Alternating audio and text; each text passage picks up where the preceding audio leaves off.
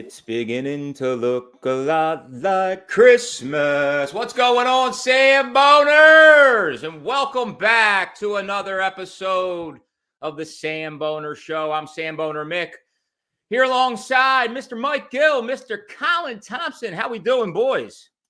I'm already getting gifts sent to me there, Samboner Mick. It is beginning to look a lot like Christmas. What do you got there, Mike? I haven't opened it yet. It's still in the package. Let's get a little unboxing going here. What's live in the box? In the studio. What's in the box? A little unboxing. Is it Big Dom?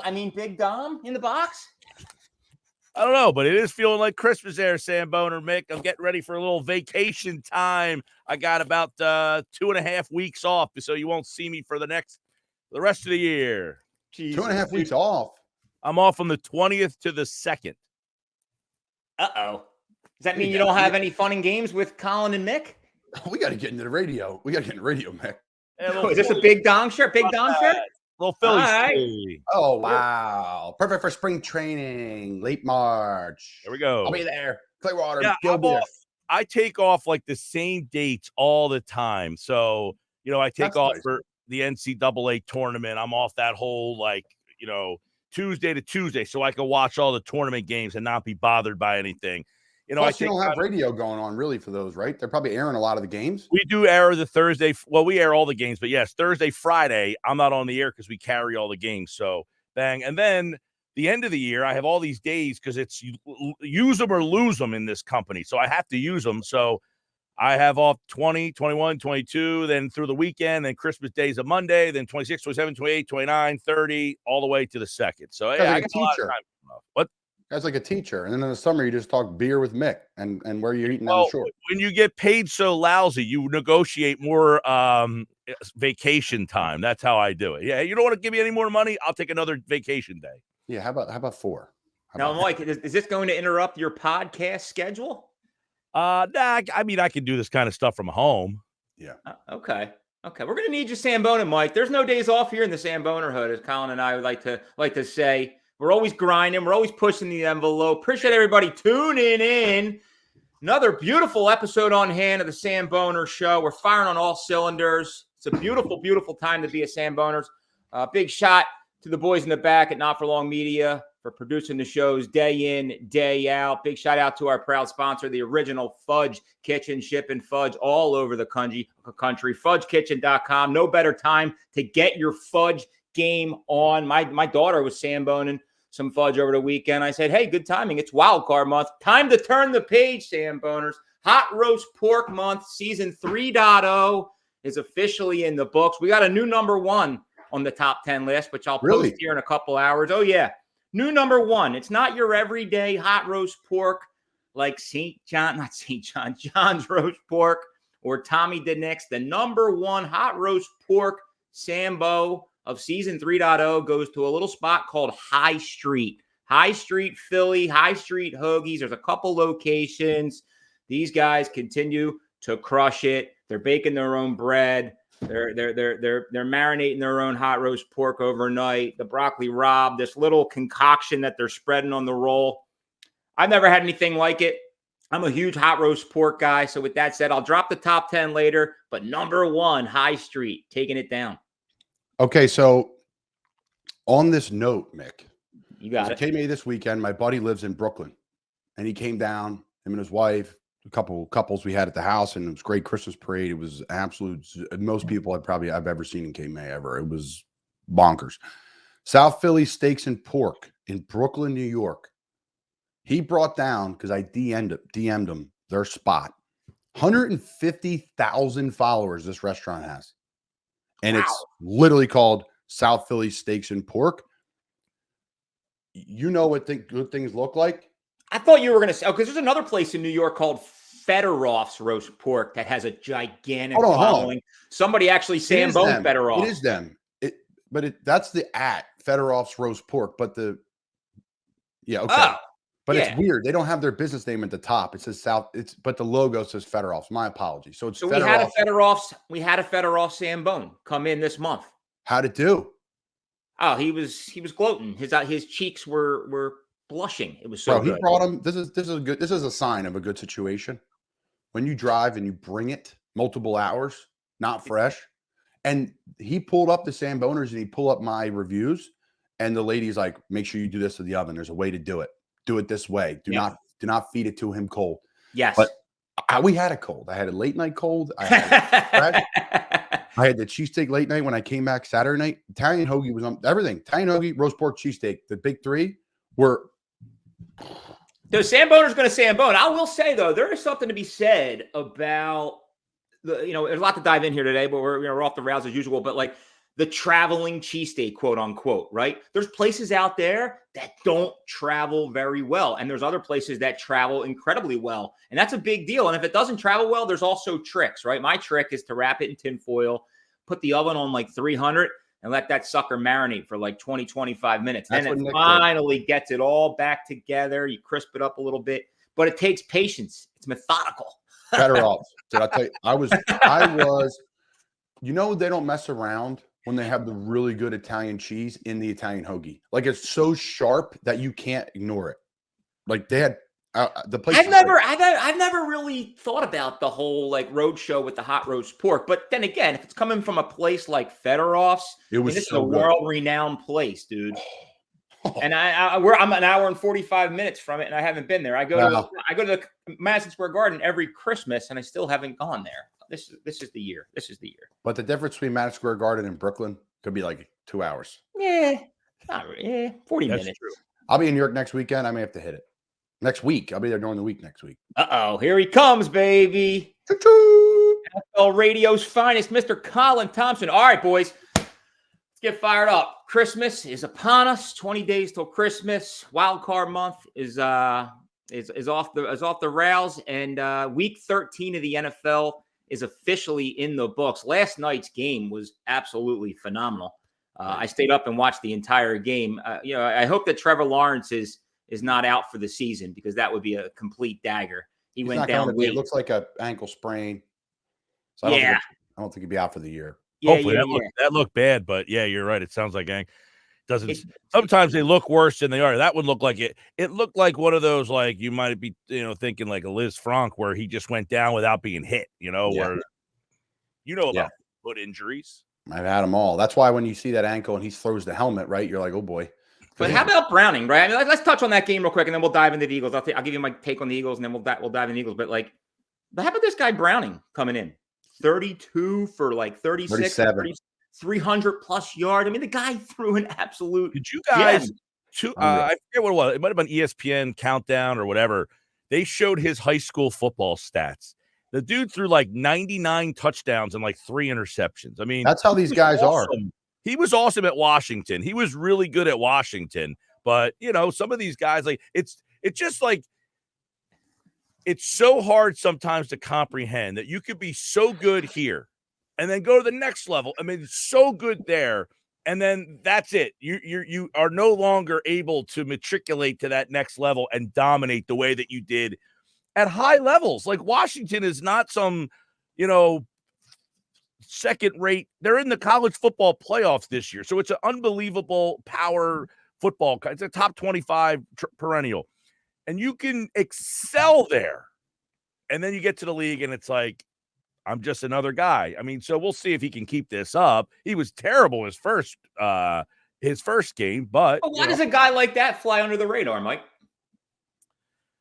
Man, he's in a spot where he's got a guy in front of him. But why didn't somebody else draft? I don't know. Like, I don't want to intangibles. For instance, in the same game last night, CJ Beathard is a 3rd-round pick, and you're like, how is CJ Beathard a 3rd-round pick? Long time ago. Right, but I'm saying, like, what did somebody see in him? It's like you never know. Beauty's in the eye of the beholder in all these instances. Why do people? And then you go to a spot where they drafted you with the thought that you're going to be our backup because we have a starter. The Eagles value a good backup quarterback, so they took a Jalen Hurts in the 2nd round. They've taken guys where they want to develop a good backup quarterback, and then you're kind of blocked. So these guys never get the opportunity to show. Now, I don't know that Jake Browning's going to be an all-pro, but these things always amaze me that you could be so good at the highest of levels and then get to the professional level and you look like you've never done it before. It's a pyramid, right? The more you move up it, My mom's best friend from high school who coached all around the NFL, who mentored me all the way through this thing from 10 years old when I said I wanted to play in the NFL to where I'm at now. He said, Colin, it's a pyramid. Get to the next step and just keep focused on getting to the next step because it gets smaller and smaller and smaller and smaller at the top. They answer Mick's question, what's it take? Why does he get swept under the rug? Just pure intangibles. Pure intangibles. How big is he? Not that big. Does he run that great? He's okay. Jalen Hurts intangibles through the roof. Joe Burrow's intangibles through the roof. Josh Allen, his senior year, he was not very good at Wyoming. What happened really was, though, all of his players left junior year. I played with a lot of those guys that was on his roster his junior year at Wyoming, and they were nasty. But, long story short, it's all intangibles. And there's so many good backups in the NFL right now. Look at Gardner Minshew and what he's doing with the Colts. Like, this guy's going to get a job next year. I think there's a really good one not even playing with the San Francisco 49ers, and that's Sam Darnold. If I was the Jets, I would have called the Niners and said, I know this is awkward, but I'm ripping the Band-Aid off and we're bringing Sam Darnold back because it's the same offense between the Niners and the Jets. It's the same verbiage. It's everything. That was one of the things I think you could have got for a 5th or 6th round pick. You would have got your 1st round pick quarterback back. There's a lot to unpack, but the bottom line is intangibles. And now the backup quarterback position is so oh my God, so important. It's just, you're watching the final moments of the Monday Night Football game, and it's Jake Browning versus CJ Beathard trying to win the game in overtime. But how about the story where the Jets have asked Zach Wilson to take the job back, and he's like, I don't want it. Yeah, that's how great is that? That's a Ben Simmons situation there now, it looks like. It's tremendous. There's a lot of smoke out of that place. The Jets have done something that is almost impressive. They have managed to find the 3 shittiest quarterbacks you can find and put them all in the same roster. How do you do that? You got to be strategic in your method to say, I'm going to find the 3 worst possible guys I can find to play that position and put them all on the same team. Well, welcome to the NFL. It's unbelievable. Yeah, I guess now I kind of have a better understanding why Jets fans act the way they're just a different breed in general. Dude, that's why you're like, oh, Philly would have filled it up. This place, dude, my buddy. No, I digress. I feel for them. I feel dude, for them. They've had some. It's been bad up there. And I personally, I've always been a big Sam Darnold fan. When I saw him my own 2 eyes in Carolina, I'm like, whoa, this guy's actually really good. But he's had some really tough places he's been. And he was great the first 4 games for us in Carolina. We were 3-0 that first year. Should have beat Dallas. Crazy. Do you think that they should consider starting like a whole nother organization? Not a whole nother organization, but like maybe split both the teams up, the Jets and the Giants, where the Jets get their own facility and the Giants get their own facility. Maybe sharing the facility doesn't allow their identity to shine through. I don't know. They have different practice facilities, which I know that's not what you're referring to. Oh, they do? Oh, for sure. Yeah. Oh, yeah. One's in like really nice, like North Jersey out west, and then one's each Rutherford route. I know we talked about this too in the past too, but like, what defines a Jets fan versus a Giants fan? Is it geographical? The Jets are more like Long Island because their training camps at Hofstra, so you have a lot of the Long Islanders. Their origins are like the Long Islanders are more Jets. But even my uncle, who's like kind of Central Jersey, North Jersey, Belmar. The Giants are more like North Jersey. It's always been like the Mets fans and the Jet, like Queens, Long Island. That's more Jets. Brooklyn, Manhattan, North Jersey is more Giants. And then you got Jets, Mets, Knicks. Jets, Mets, Nets, right? Yeah, but hold on. Did they intertwine? This episode sucks. Everyone's got married. Talk about this. People are getting married now, right? Kids I know, but like, can you have a Jets, Devils, Mets fan, but then a Jets, Rangers, Yankees fan? Like, yeah, my uncle's a Jets and a Yankees fan. It's not one or the other. It's kind of like a. Yeah, that's the problem. Whoa. You also have the Islanders, who are Long Island. So it's usually Islanders, Jets, because of the Long Island thing. The Devils and the Nets were New Jersey's team. So the New Yorkers didn't really cling to them, because that was like the Devils are still in New Jersey. They're in Newark. The Nets were in East Rutherford, and then they moved to Brooklyn. So Brooklyn kind of adopted this thing. So they're not really in the whole New York kind of stratosphere. I went to college with a couple North Jersey guys. One was a giant. He's Giants and Yankees, and the other one's Mets and Jets. There you go. There is your. If you tune in today to listen to New York sports knowledge, you got it. That sounds about right, Mike. That sounds about right. And quite honestly, like to Colin's point, like we likely just lost 100 listeners. And no, we did not. Because I got people, Mick. I got people call me and say, sometimes a lot of Eagles. I'm not an Eagles fan or whatever. Listen, let me ask you this question. It's good. This is good. We're mixing it up. In the immortal words of Harry Mays, let's get it back to the Eagles here. Oh, they are so funny. Philadelphia could handle 2 pro teams in the same league? Great question. In the same city? Yeah, like the Philadelphia A's and let's say there was an American League team and a National League team sharing a stadium. I mean, that's a great question. Now, not enough people. Our population is only a quarter of New York, Mike. Yeah. But at the same time, I think that's part of the problem, right? These big NFL organizations need their own facility. Like they're hiding under this Giants. I don't know. I think it's a little different. Like I think that they should have their own stadium. They should have their own organization. Well, you think they could put a team, say, out in the Northeast as like a different team, and then another team in South Philly where it is right now, and that they both would have separate fan bases? Yeah, I don't know how that would work.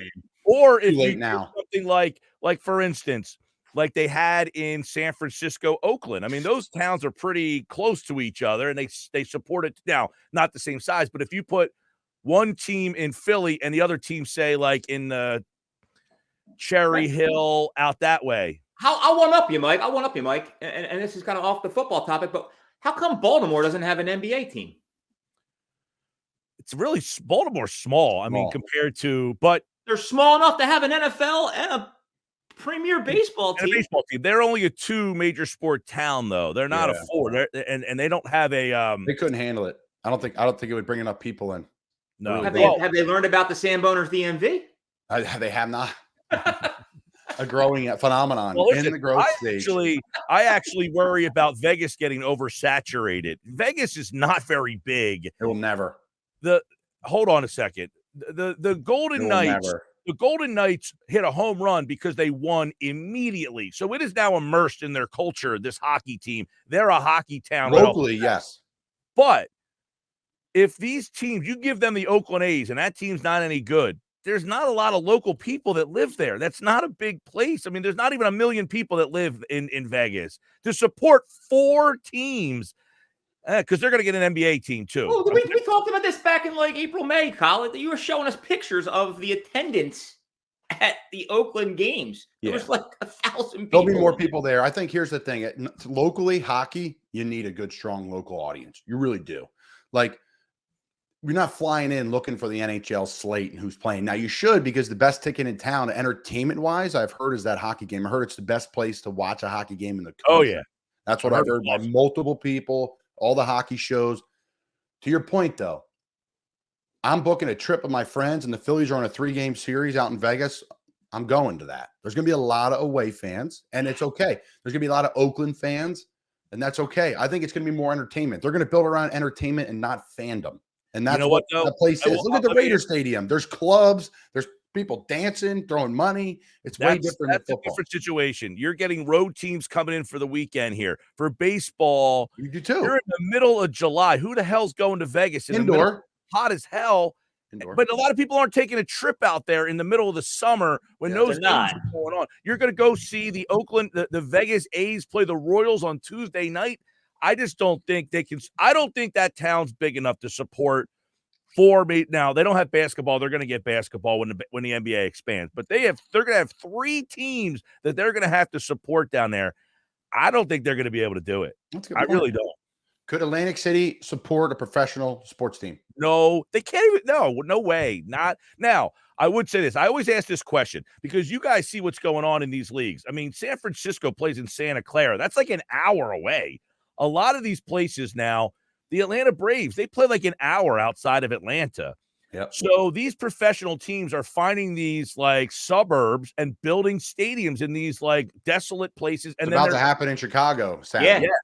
So if my question would be, Mick, to you, if the Sixers, Flyers, Eagles, one of the teams said, we're going to do that. We're going to go build on a big piece of land in Mays Landing, which is out by Mays Landing is by Atlantic City. It's 15 minutes from Atlantic City. It's where the horse track was. It's now desolate. Yeah. If they took that land and put, hey, you know what? We're going to put the Phillies there. Would people from Philly do what we have to do and travel an hour to go see games every night? Yeah, I mean, I think that's a far-fetched question. Shout out to the Atlantic City racetrack, though. That place is iconic. And I've had multiple opportunities to go there and catch some races and bet some OTB. I love that. You know exactly what I'm talking about. Oh, I know exactly what you're talking about, man. My uncles used to take me there when we were, a bunch of misfits playing golf on Saturday mornings and then trying to buy her. For us, it's second nature. We want to go to a game. We get in the car. We drive an hour. Mike, look, it's not out of the equation because South Jersey has a large population and 95% of South Jerseyans are Philadelphia sports fans, but I think you still got to be closer to the heart of this city. I think it's a unique. As Colin said, the trend is starting to become these teams are. Yeah, but we're not. Hold on a second. Yeah, but we're not building fake towns in South Jersey, right? I think it's too dense in the Northeast. Can't do it. Way different. Yeah. If anything, they should bring the racetrack back. It's culture. My degenerate ass misses that place. I was Ubering from Seattle. Let's get in the Uber. It's like 30 minutes. We'll be fine. Think about being a Giants fan. Or a Jets fan. You got to go into Jersey to go watch a game. That's a pain in the ass. Yeah, but they're all from there anyways. People aren't from the city going into the games. So nobody in Manhattan or they do. They hop on the train. They take the train. It's no problem. That's second nature. But like Chicago, they're going to be moving like an hour outside of the city. You go to see a Detroit Pistons game. Auburn Hills is way out there. I mean, there's a lot of major cities. Dallas, Fort Worth.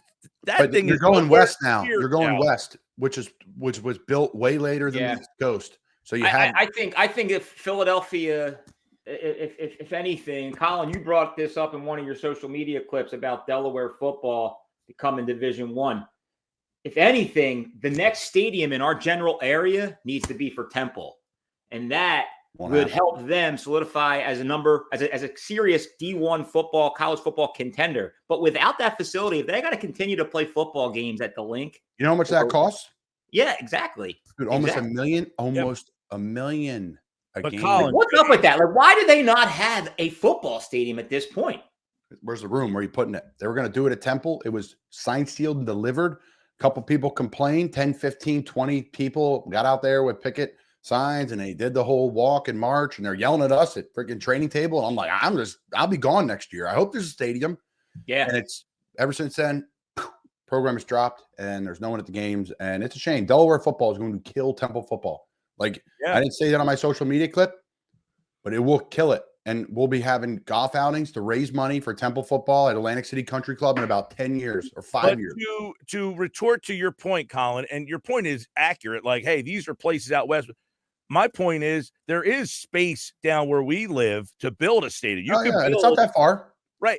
But I'm saying it's second nature for us down here to drive the hour I know season ticket holders that go every night to Phillies games, Sixers games, every Eagles game, Flyers game. We drive 45 minutes to an hour. There is room to build a stadium. Look where the Atlantic City Surf played at Bader Field. You could put a football. Like, you know what, Mike?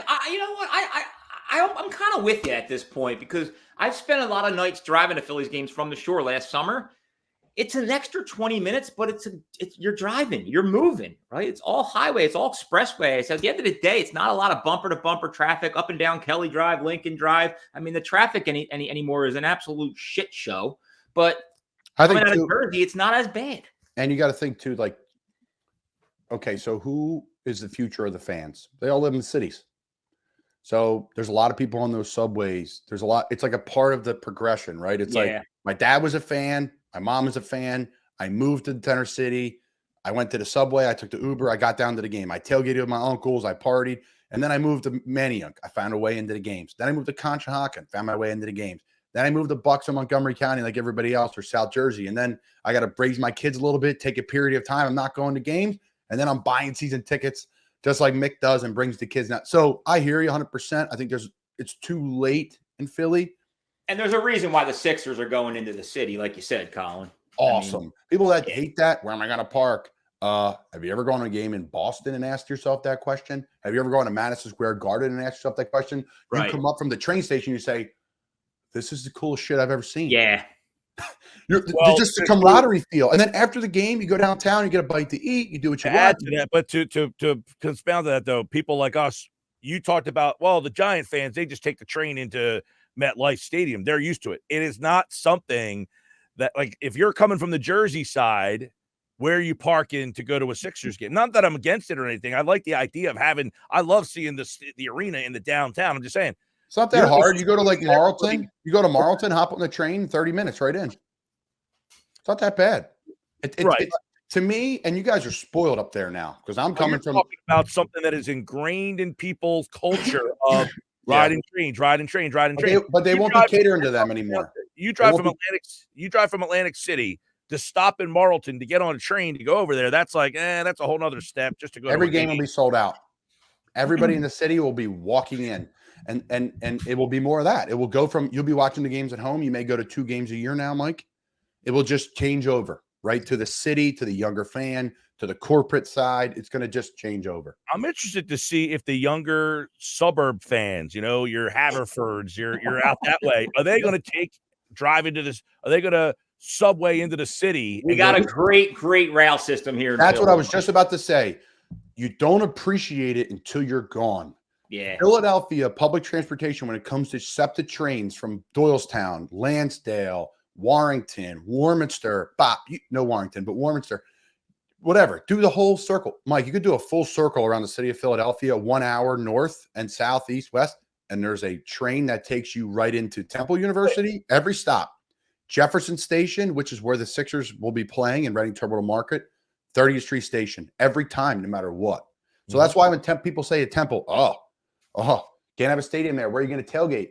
What are you talking about? The train gets off right there. It used to wake me up at 4 a.m. every day at Temple. It used to go right by my window. My building shook. You can get off the train, walk down the steps, 5 minutes, you're up on Geezy, and that's where the stadium was. So, yes, I know it's not culturally maybe in our culture, but they do it in New York City, the biggest city on planet Earth, one of them. Hey, there's a lot of major cities. Like I was in Pittsburgh this summer, and they have a great train system, subway system to get you to PNC Park and all that stuff.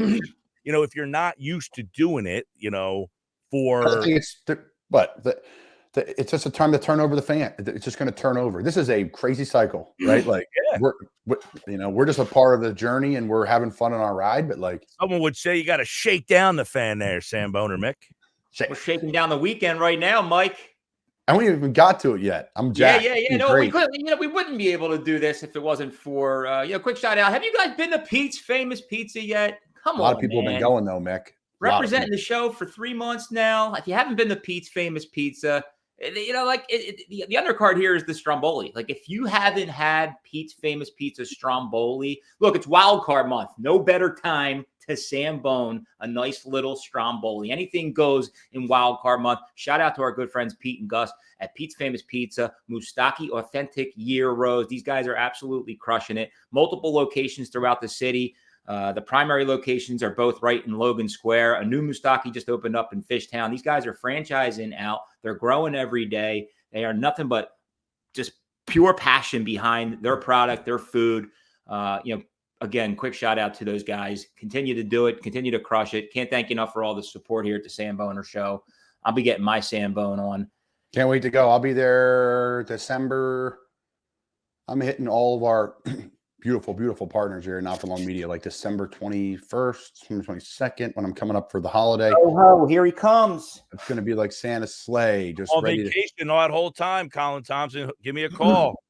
Mikey Gill, meet me at all our wonderful sponsors here. By the way, Samboner Mick. Yeah. What is January's month? So good question. It's never set in stone. We did try to roll out a calendar and that, Nick doesn't do well with calendars. Well, Like, look, man, that's a sales opportunity. The Samboner calendar. You get a calendar with every month of what it is. But by the way, thanks, Mike. Can you say that again? Because that was you're preaching to the choir. Yeah, by the way, wild card month needs to be January, lined up with the wild card football games. Who's super marketing over there? Come on. Oh, give me a break. You know that the summer was a ton of fun. Grilling, beer month.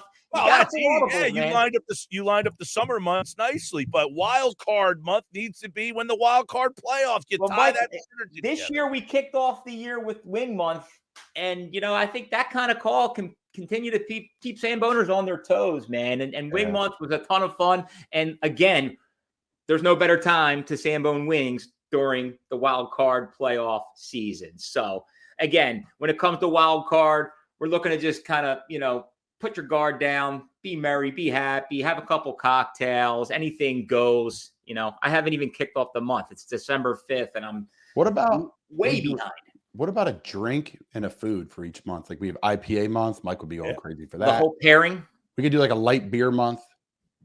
Little peppermint mocha month in December. Oh, again, that's the wild card, Mike. Sambone, a little peppermint mocha. All right, look, we're by the way, I took a look. I took a sip of a nice IPA this past weekend up at Bonesaw in Glassboro, baby. Swoosh is the name of the beer. Hit it, Mick. What's the rating? I gave it about a 4.3 out of 5. Okay. 8.6. You want me to give it on the Samboner scale? That would be about an 8.3 out of 10. So not 8.6. We're not going to double it up. It was good, but it wasn't. I'm striving for perfection here somewhere. I will find the perfect beer on this. And that's the perfect segue into what we need to address. Perfection. Striving to find perfection, Mike. Yeah. Look, bring on Dallas week, but before we do that, first and foremost, it looks pretty clear that the Eagles and the 49ers is becoming another gigantic rivalry, right up there with Cowboys, Eagles. But I'm struggling. I'm struggling. And it does have a lot to do with that perfection comment, Mike. And here's why. Your Philadelphia Eagles are 10-2. And I feel like after every single game, whether it be Hurts, whether it be Kelsey, whether it be Brandon Graham, there's a common theme that continues to come out of these players' mouth. And that theme is we haven't played our best football. We haven't put it all together. Now, look, San Fran, I hate to say it, they're clearly the better football team. But at the end of the day, we still have the best record in the NFL. Our schedule for the remainder of the year, outside of these next two games, I mean, we're pretty much, in my eyes, we're already 13-2. But Colin, I'm going to go right to you, man. Like, help me understand, like what's it going to take to put it all together, find your best football? Have you witnessed a team that has been 10-2 and has yet to rope it all together? Now, again, this is a good thing. It's a good thing, but it concerns me because I wanted to see it last week, and I sure as hell want to see it this week. Mick, you bring up some great points. I think the real positive out of this is it's a wake-up call, and not the old wake-up call that fans want to hear. Like, they're going to play harder and tougher and try harder. No, you think Hassan Reddick wasn't ready to play that game? You think Darius Slay wasn't ready to play that game, or Jalen Hurts didn't put the effort in during the week? Of course they did. They're pros of pros. The Eagles have a loaded roster with veterans, great players, younger players. My thing is, we haven't played their complete game. I ask why. Is that on the players, or is it on the coaches, or is it on a little bit of both? And I think that's what these losses help you find out. It's going to make you tighten things up. This is what we're good at. This is what we're going to do. We're not going to apologize for it, because I feel like the Eagles can beat you so many different ways at times. But now that alleviates that. So what's the plan? How are we going to do it? How are we going to attack it? And how can we play that perfect game? That's on the coaches to figure that out. That's their job. That's what they get paid to do. So I'm looking forward to seeing what they're going to do in Dallas. Are they going to stick with one theme? Is something glaring going to pop up? Like, hey, you know what? It's crystal clear. The Eagles are doing this week. And now you can't do as much. You got to keep it simple. And I think the Eagles are trying so many different things offensively, defensively, and I think they'll keep it simple this week versus the Cowboys. Is there something to be said about, or is this all bullshit? But like, is there something to be said about the coach, like Sirianni, not showing all his cards? Like, how, again, like another question for you. Like, how does DeAndre Swift only run the ball 6 times? Like, yeah, I think it's a cultural thing. If you're trying to put it all together and play your best football at the right time, then why is your running back only getting the ball 6 times? It's a cultural thing. They don't I think it's what happens a little bit, Mick, is they're getting a little Andy Reid, Patrick Mahomes situation. Like the Kansas City Chiefs should have beat the Eagles, not because of the drops and all that, but they stopped running the football. Why? I have no idea why. They have 4 guys that can run the ball in Kansas City at a pretty good clip. So I think it's like, hey, we got to get our ball in our best players' hands. And DeAndre Swift's not your best player on offense, but he's damn good. Damn good. Mm-hmm. So they were running downhill with him the week prior. Here's a question I got from a buy-in. It's a buy-in, and you could see the buy-in of San Francisco to the run game and why these wideouts are wide open because of it. It's like the old basketball term. Hold on a sec. We got to get the ball inside, get the team in foul trouble, have them pack the lane so our three-point shooters could shoot. And that's what San Fran believes in. And you see it. It's not the opposite.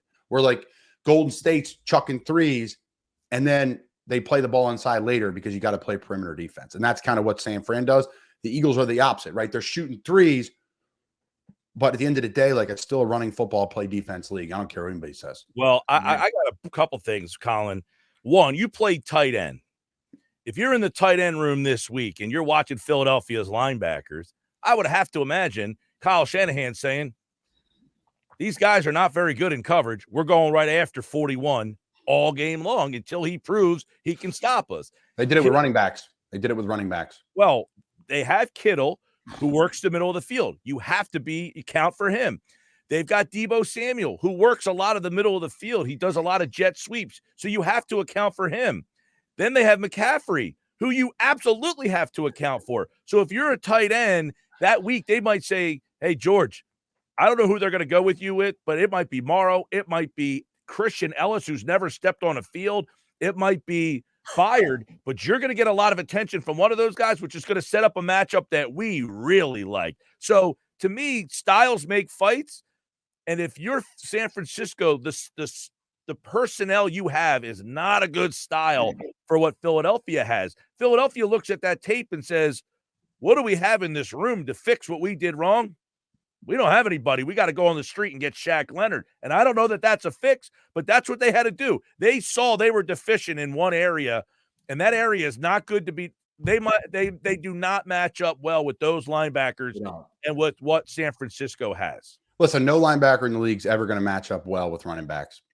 Period. Maybe Fred Warner. No, but not every running back. Not every running back is I know. an outrunner and proficient at catching the ball out of the backfield.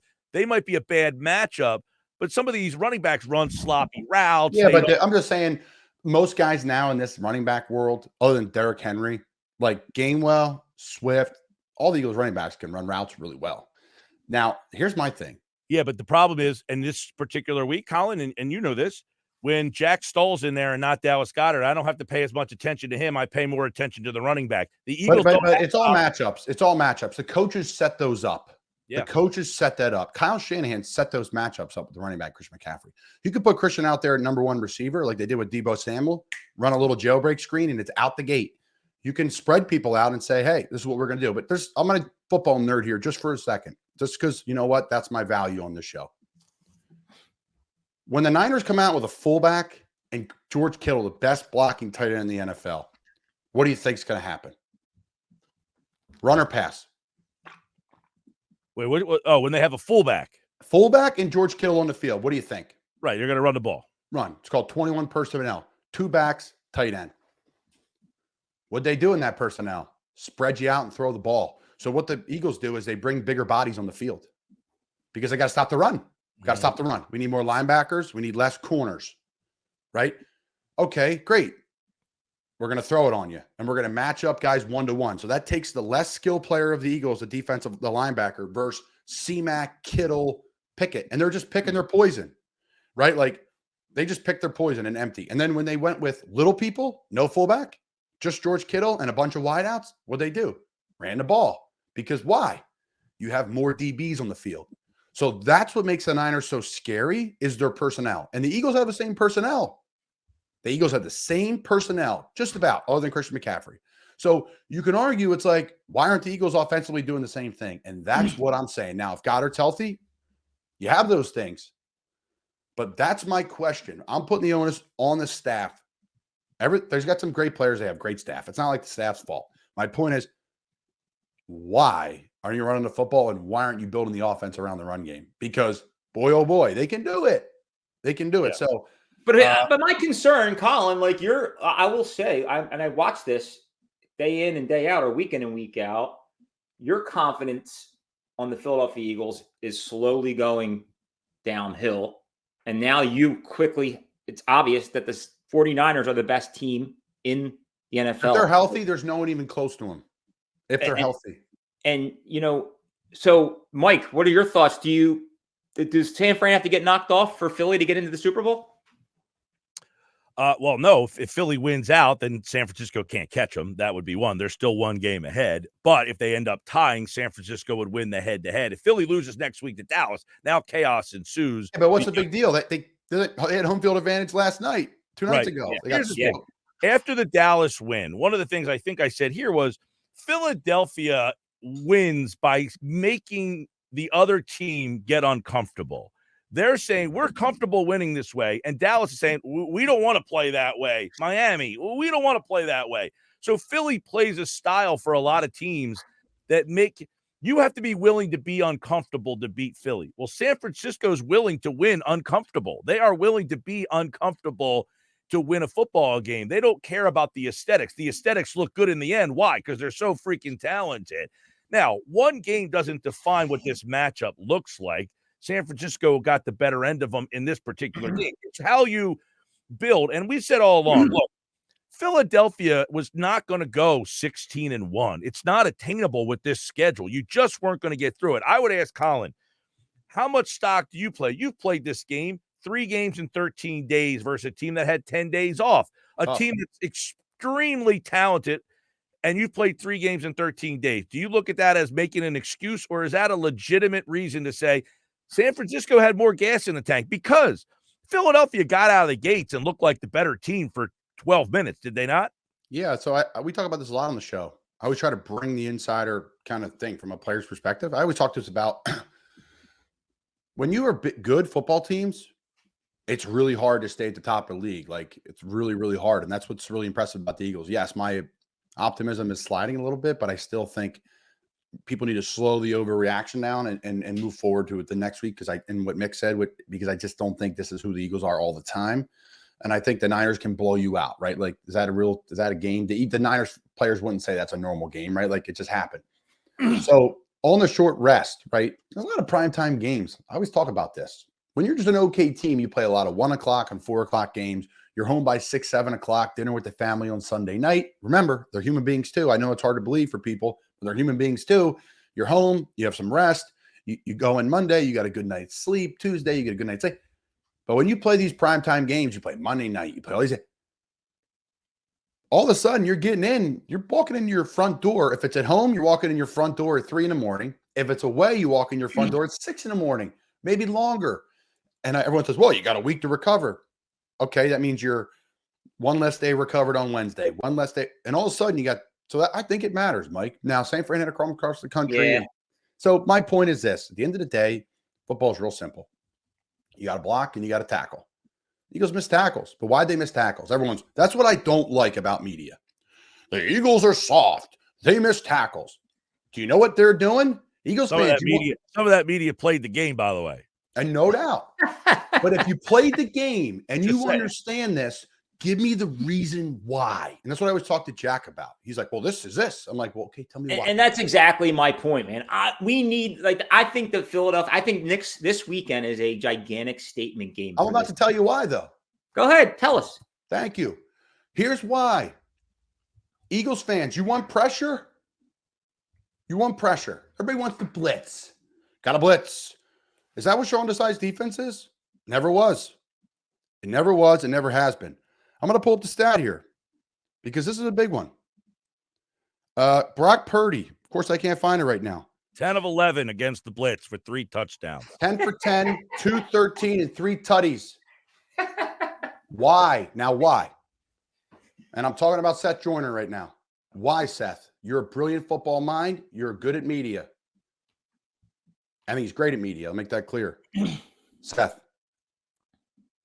why, if they miss a tackle, why guys weren't rallying to make plays? If you play zone coverage and bend don't break, guy misses a tackle, the next guy makes a tackle because he's right there. There's a bunch of zone. Eagles play bend don't break defense now. That's what it is. So when you see coaches and teams pressing to come back, right? Because they were losing, they're going to bring pressure. They're going to blitz. But good teams and coaches like Kyle Shanahan and guys like Brock Purdy who get it and ball's gone, and they have guys like they have like 7 guys that are unreal. Yeah. So that's why tackles were, listen, you got to make tackles, but angles are tough in man-to-man coverage. That's what I wanted Seth to say. The numbers are crazy. The Niners gained 213 yards after the catch. Yeah. 148 though after contact. Yeah. Which is crazy to because think. there's no one else there. Because there's no one else there, right? And you're on an island one-on-one against Right. some of the elite players in the league. Look, That's what I wanted Seth to say. Yeah. Seth said Well, the Eagles suck at tackling.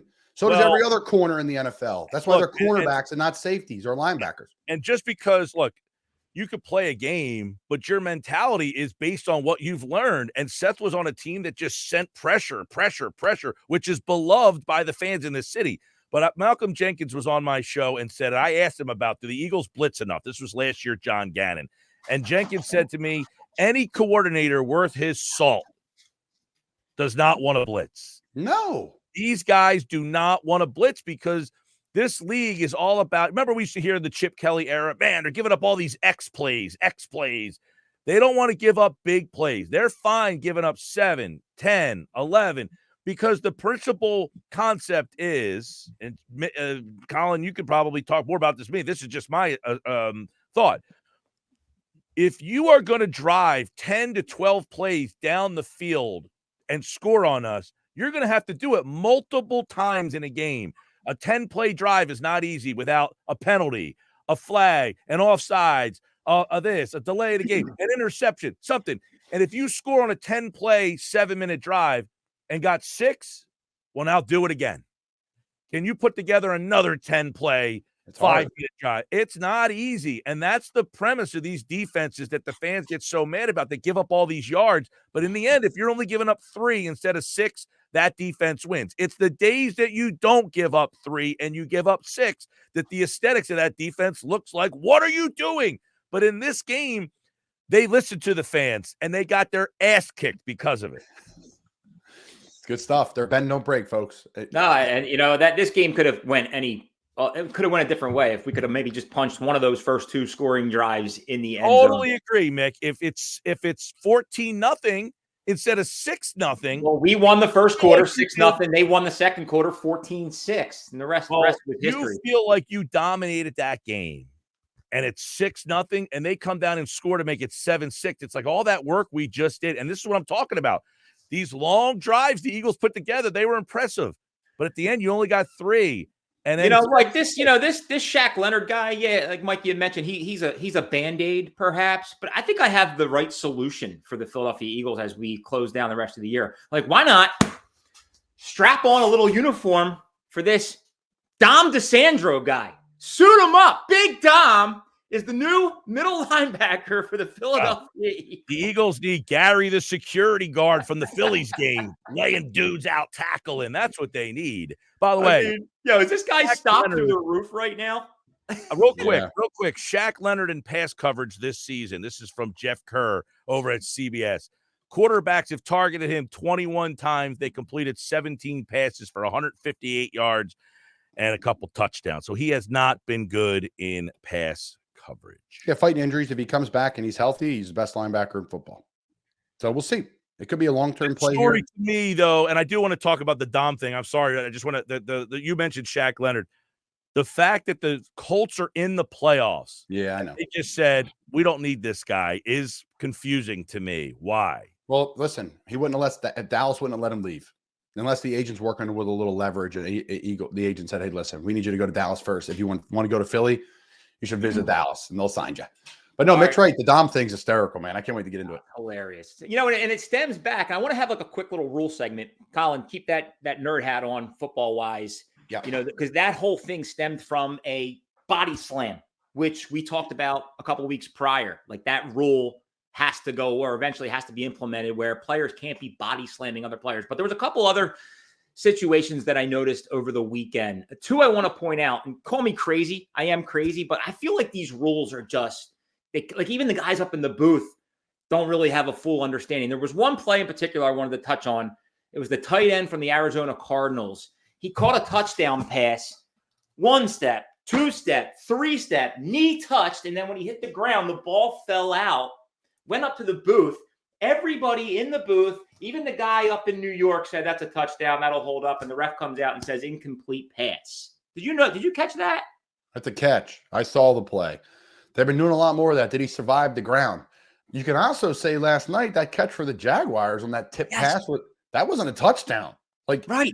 That guy was bobbling it and was falling out of bounds when he secured it. Like, that's not a touchdown. I think it's pretty clean and cut. Everyone says, what's a catch? No, hold on. So hold that thought right there. Sorry. Hold that thought because I want to tie one other play into the mix. That game last night. So if 1, 2, 3 knee isn't a touchdown, then why is Trevor Lawrence ball break the plane, but he quickly fumbles a quick touchdown, right? I mean, he didn't finish the play. He didn't finish his motion. So kind of like help me understand the differences between both of those plays. I wish I could, Mick. If I could, I'd be working for the front office in the NFL. Because the bottom, you're 100% right, man. 100% right, Mick. Like, yeah, so you cross the plane. Yep, tutty. Great. We get that. We've seen that for years. If it's a catch in the middle of the field, say a hand was on that guy's back. You catch it in the middle of the field. Catch, 2 steps, fall on a knee, hands on the guy's back. And then he fumbles. What happens? They're going to say it's an incomplete pass. No, they're going to say it's a catch because he got tackled. Oh, right. In the middle of the field, right? That's what I'm saying. Middle of the field, right. What's the difference? That's like my beef. Scenario by scenario. Yeah, it's the same scenario. I caught the ball in the middle of the field. I take 2 steps. I go to my knee, and his hand's on me. But that tight end, like the acrobatic. He's had a great game, great year. The acrobatic that it took for him to just come away with that catch, getting 3 feet in the end zone, a knee down, is a million times harder than what Trevor Lawrence did last night. Just put the ball over the plane, touchdown. That's bullshit. Trey McBride. This game is so over legislated. I can't even imagine, Colin, the conversations you guys have on a side. Imagine playing defense. Everyone wants. You want to play corner in the NFL today? Good luck. No. I don't play any defense. The Travis, I wouldn't. The Travis Hunter kid from Colorado, the really good player who was hurt. Yeah. I'm like, what should he play in the league? I'm like, you're nuts if he doesn't play wide receiver. Nuts.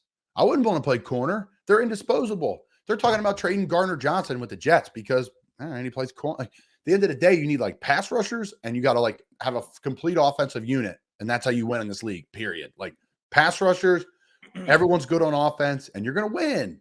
Like you're going to win because these poor defensive players, the PI, and you're going to win a lot. But I guess there's always one outlier, and it's the Niners. The Eagles have built their team with the pass rushers, and they have kind of put the blind eye to the linebacking room. They always have linebacker, running back. The Eagles, it's a and they've won a ton of games under that style. So with quarterback on the big money now, you can't pay everybody. Correct. So the Eagles have gotten by, won a ton of games by just saying, no, we're not going to pay our linebackers. We're not going to pay our safeties. But now you have one team who says, you know what? Teams aren't paying linebackers and they're not paying safeties. You know what we'll do? We'll get guys who excel in the middle of the field against teams that don't really value those positions. And let's see if we can change the concepts of this league. And it's about to happen. Green it all. First big Dom. I'll take us in as we transfer. Go ahead, Mick. No, I was just going to ask you, like, you think there's more parity in this league now than there was 2 weeks ago or less? It always gets more parity. I mean, it's stronger and stronger. Look at the Colts, Texans. I mean, it's interesting. Like outside of these, supposed to be dead. They're supposed to be dead. Look at that kid. They're not dead now. They're alive. It really is. It's interesting, man. I mean, there's so much attention on the Eagles, the Niners, and even the Cowboys, obviously, because of this week. But look at the Lions move to 9-3. The Dolphins manhandled 9-3. The Bengals knocked off the Jags last night. Like, this league is wide open. It really is. I think Kansas City is taking a big step backwards. Do you count them out? Not necessarily, but there's no clear-cut favorite. Miami, their whole mantra this year is they haven't beaten anybody. They look great when they win, but they really haven't had a signature win against any team that you say, well, that's a playoff team right there. They haven't beaten a playoff team, I don't think, Miami. So the AFC is just a jumbled, wide open mess. Baltimore is kind of the Philadelphia of the AFC, where they don't win really pretty. It's kind of like, I don't know. The problem with them, I think, in people's minds is Lamar's had so many failures in the playoffs. They might have a good regular season, but is he going to be able to overcome his postseason problems? So the AFC, I don't think there's any. And by the way, you got teams like Buffalo who are not even in the playoffs right now. Houston is not even in the playoffs right now. And some people look at those teams as more nuts than teams that are in the playoff bracket. Dude, it's nuts. Buffalo's going to have a nice win this weekend in Kansas City. Coming off the bye, they're ready to rock. This is the playoff push. There's some grown men in that room, coaches and players-wise. I love the Joe Brady edition. Buffalo, that's a big one. But you got Chiefs-Bills this weekend, Niners-Seattle, Jags-Browns, Colts-Bengals, Eagles-Cowboys. I mean, that's a great – I mean, those teams are huge. Big week. Colts-Bengals. You got Gardner Minshew versus Browning. That game's going to get great ratings because of the parity. The league is healthy as it's ever. I'll tell you what, it sounds like a great weekend to make your way up to Westchester, Pennsylvania, and get yourself a little Steaks Westchester or Pizza Westchester. Dude, this guy Spear up in Westchester. Shout out to Spear, Pizza Westchester, Steaks Westchester. This guy's taking over the cheesesteak game, or he's taking it over by storm, I should say, like Colin is. Samboner is a bowl of cereal right now. What do you got there? Cinnamon Toast Crunch, Colin? But anyway, shout out to these guys up in Westchester. Westchester's becoming like the cheesesteak capital of the world, honestly. There's all kinds of great spots, but shout out to Steaks Westchester, Pizza Westchester, holding it down strong, supporting the Samboner show. Can't thank you enough for all the love and support. If you haven't been there, I'm going to be Samboner there this month. I got to get there. As a matter of fact, there's already been like 6 fresh Sam Bones coming out of Steaks Westchester and Pizza Westchester, but I have yet to get there, so I'll be getting my Sambone on there this December. We need to really get the app going, Mick. You and I have a lot. We do a lot, and we try new ways. We got that March Madness bracket coming out, guys. Real unique stuff with that. Different sponsors. I mean, Mick and I are freaking grinding. A lot of us are here, not for long, and Samboners, and we're really thankful for Mike for joining us every Monday or Tuesday. But can I ask you a quick question about this Dom thing? We need a map. We need an app, though, real quick. What? Dude, keep your dong in your pants, Mike. Dom, I'm about to give you some insider scoop on the Dom thing. Go ahead, Mike. Okay. So we were having this conversation on my show on Monday. Is it standard for the security guy to be standing next to the coach during the game? 100%. Okay. That's what I thought. Okay. Because I said that guy's been standing there for years. All right. So it's not crazy that guy was because somebody was like, what is he even doing there? I'm like, the guy's there all the time. But I don't know it for other teams. I guess because he's so recognizable. Correct. And he is someone that stands out as opposed to, I don't know, who's the guy standing next to Kyle Shanahan on Sunday? I never saw him. I feel like I never see anybody else. Big Dom is. Well, I mean, the whole situation escalated. Mike, I'll show you. I got to send you a video. The guy that spots Sean McVay it's absolutely hysterical. Like he's chasing Sean McVay up and down the sidelines and pulling him back. That's a strength coach. That's a strength coach. Well, he's the assistant though. His job is to keep him on the sideline. Yeah, just 2 different roles. He's a totally different. Really? He's the get back guy. That's the get back guy. So usually it's a strength. Usually that's what they're called. I want to be a get back guy. Yeah. You go be an assistant strength coach and check kids into breakfast at 5 a.m. and then make sure they go to dinner at 7 p.m. and then make sure you check their bed check at 11 p.m. and you can be a strength coach in college football. God bless those guys. I hope that he doesn't get in trouble for that. He's going to. There was a body slam. He broke it up, and then the guy. No, he didn't break it up. He didn't break it up, and that's my problem with it. Here, listen, I love Big Dom. He didn't break it up. He went like this. No, he went right to him. What you do when you're a staff member, you go and you turn right to your player and you remove your player from the situation immediately. That's right. You got to pull him and turn your back to the Niner guy. Correct. You're Big Dom. You're the security guy. I will agree with Mick on this.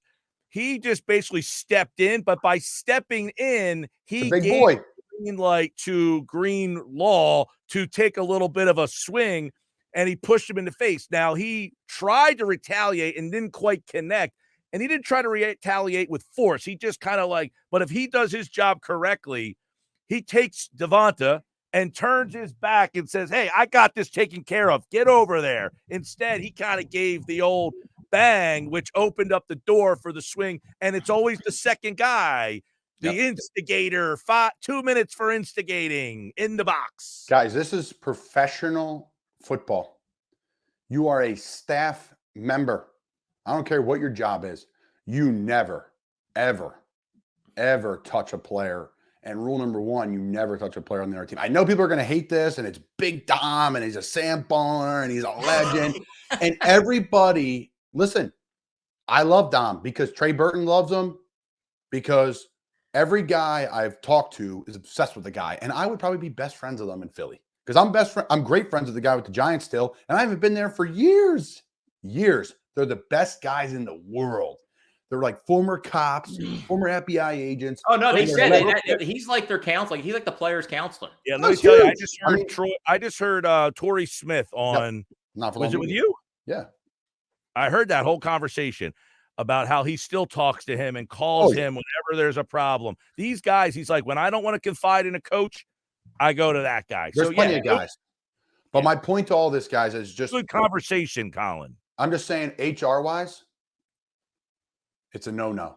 You don't put your hands on another player on the other team ever.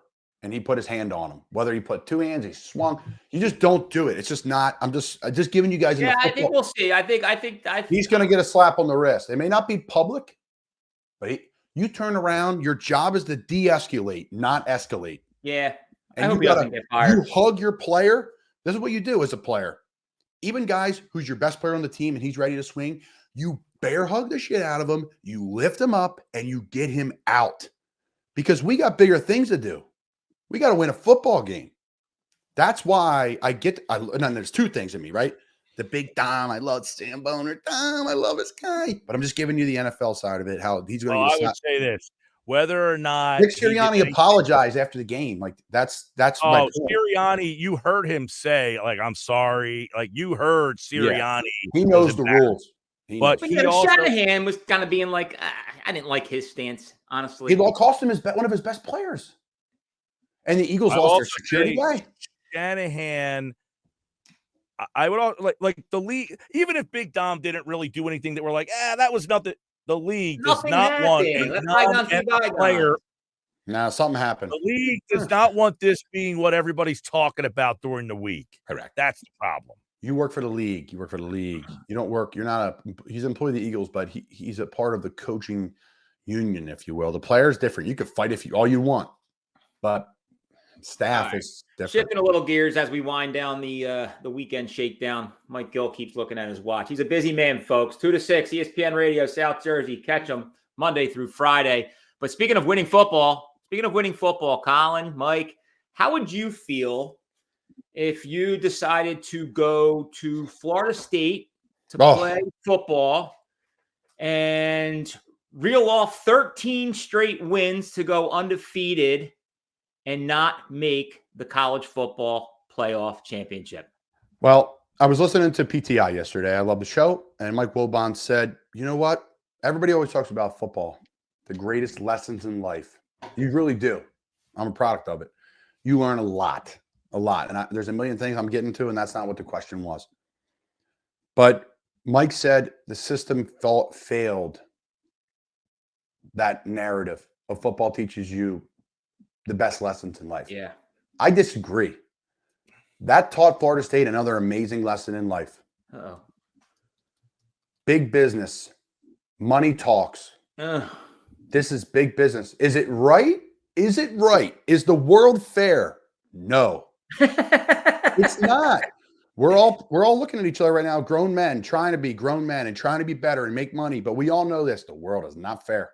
Now, it takes care of good people. I do know that, but the world isn't always fair. And that's what Florida State learned, another valuable lesson in life, that the world's not fair. And it's really, truly a shame. I would be devastated, Mike. Yeah. And I feel horrible for those kids. I'll make that clear.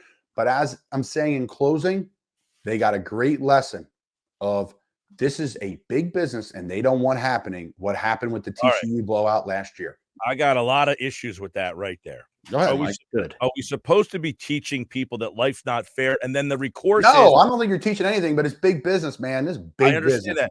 So we're saying that life's not fair. So then what? Instead of trying to fix it, we're just going to say life's not fair. You know what's going to happen next? Florida State's going to say, well, we're in the ACC. No good. We're getting out of here because you guys failed us. Oh, I would. If I'm Florida State, I'm going tomorrow. I'm going to the SEC. That can't be the answer to the question all the time. And this is the society we have created is, wasn't good enough for me here, I'll just go there. Not good enough for me there, I'll just go there. They've been in the ACC for 30 years. At some point, and they've won national championships in the Florida. Year one, Division I football, dude. Not anymore. Yeah, come on. It's not anymore. They're playing Wake Forest. They're playing. Okay, but help me understand how JMU at one point this season was ranked 18th in the country. I will say to counter my argument, I'm sorry, Mike, we're jumping on you. They did play LSU. They did play Florida and beat them too. Okay, I'm going to ask you this question. Here's the problem we have. The perception in our minds is that the SEC is so far superior, correct? It's a couple teams, but yes. There's two teams. Two. Georgia, Alabama. Give me the third team in the SEC that scares you. LSU.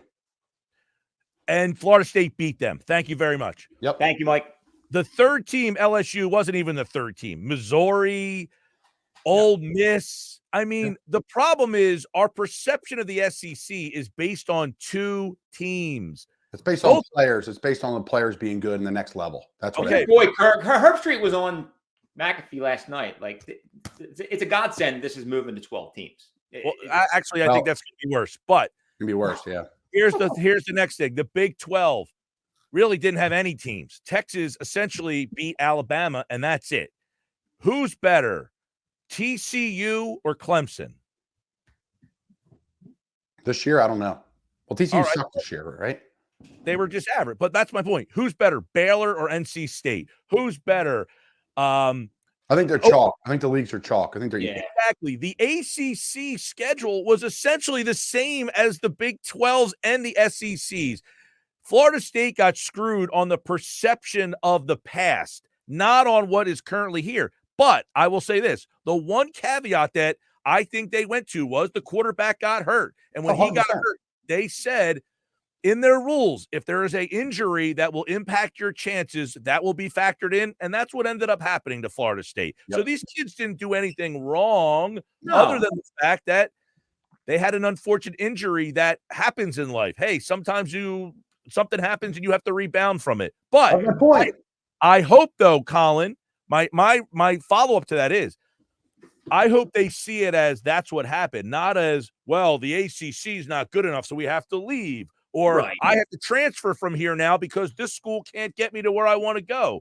That's not the case. And all kidding aside, if you pulled 100 people in Michigan, who would you rather play, Florida State or Alabama? They'd say Florida State. Oh, Florida State should right now. Florida State without that quarterback, they should be behind Oregon. They should be behind Georgia. I would put them behind both of those two players. Is there anybody out there watching this or you two here that think that Georgia's not one of the best four teams? I think so.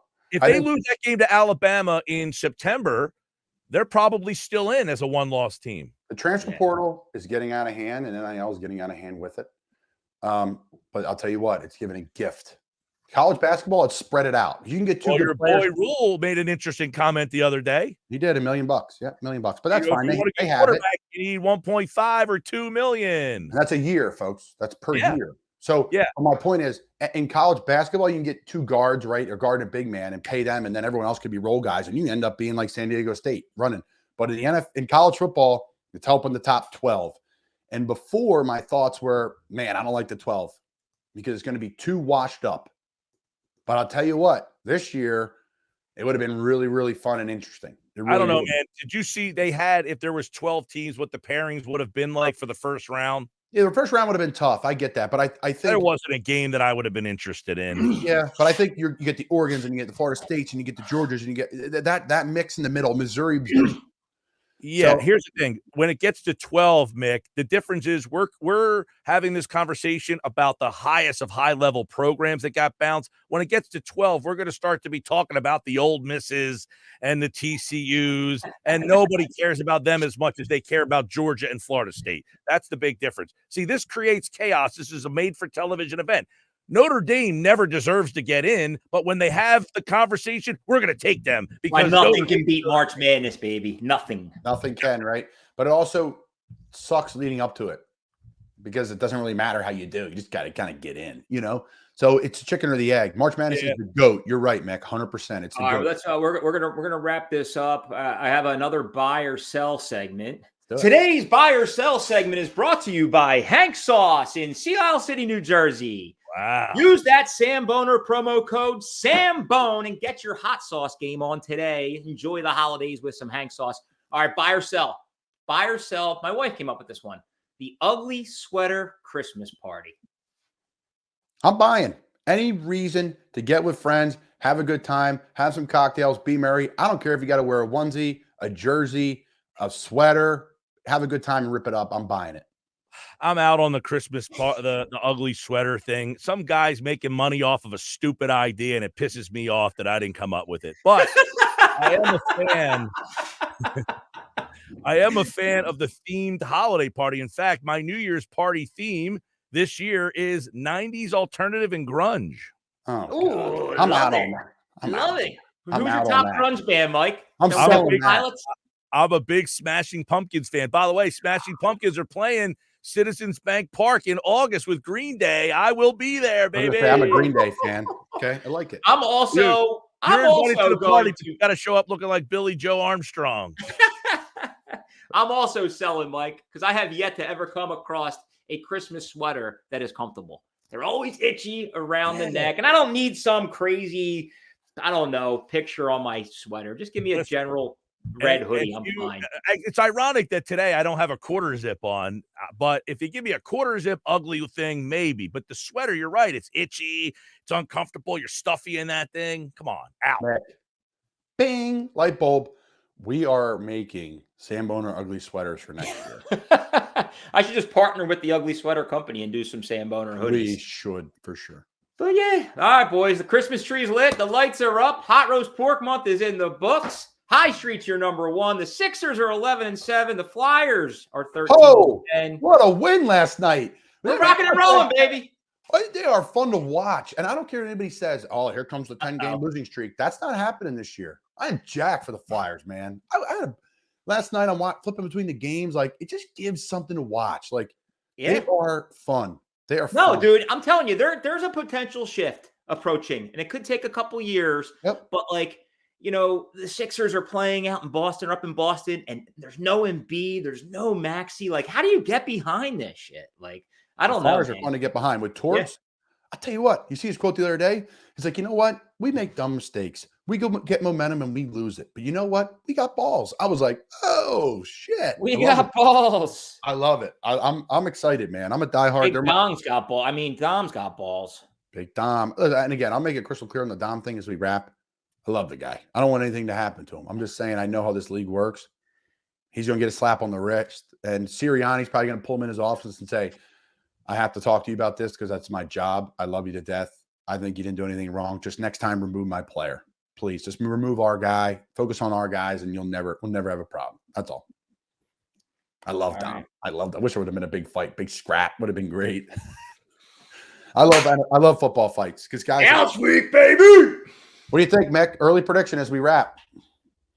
Well, if they can put it all together, Colin. Early prediction. No, none of that. What do you think? Your gut right now. You got 2 sentences. Tell me how the game's going to go. Go. I think we fire on all cylinders. I think we are a better football team than the Cowboys. I think Jalen Hurts has a lot to prove from last weekend. The entire team has a lot to prove. They come out and they lay a can of whoop ass on the Cowboys. Final score, 42-24. Birds.